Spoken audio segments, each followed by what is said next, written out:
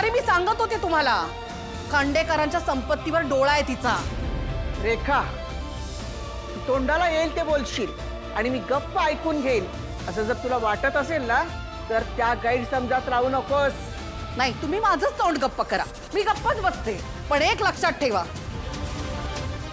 ज्या तारिणीची वकिली करताय ना तुम्ही, तीच तारिणी खांडेकरांच्या संपूर्ण कुटुंबाचं वाटोळं करणार आहे.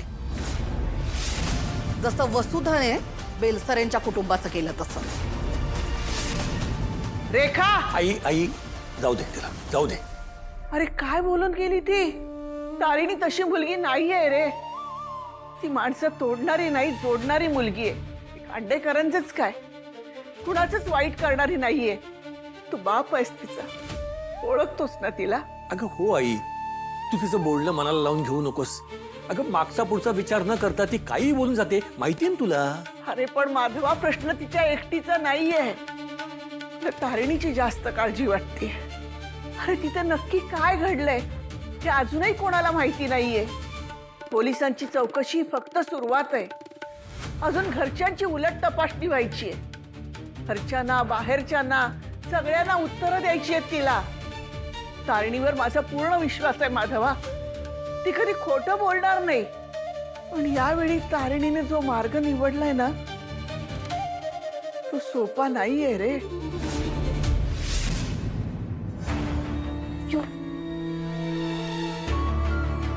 युवी, अरे हा काय मोठा बॉम्ब पडलाय आपल्या घरावर.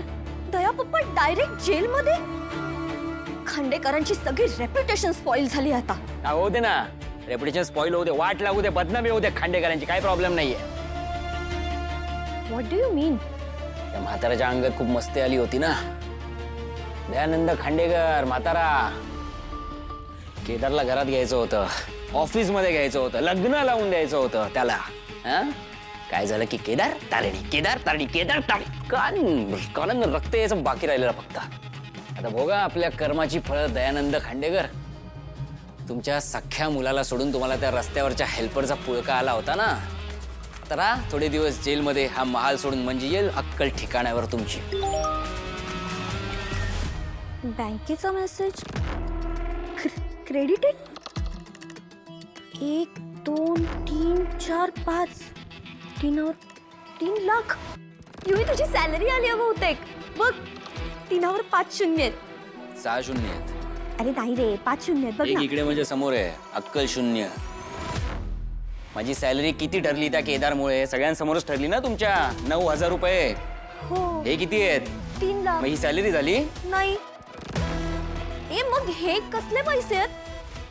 ते एक्स्ट्रा टॅलेंट आहे माझे. मी फ्रीलान्सिंगची कामं करतो ना.